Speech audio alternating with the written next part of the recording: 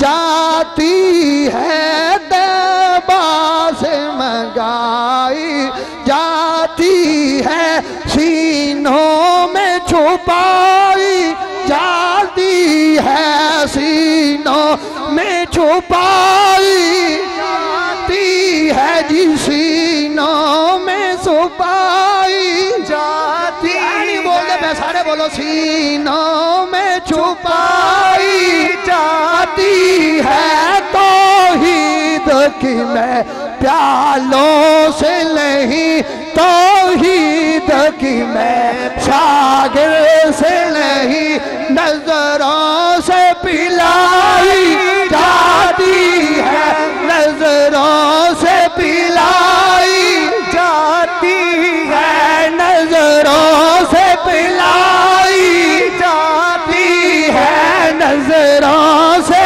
पिलाई जाती है।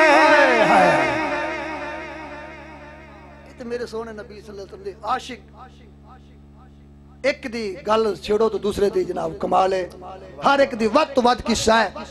लेकिन मुख्तसर बात यह है मेरे दोस्तों, मेरे बुजुर्गों, मेरे सोने नबी दे गुलामा ने ये दसिया है कि सब कुछ जा सकता है पर सोने नबी दी इज्जत आन शान नहीं जा सकती। यही सानू ना सबक दिता है।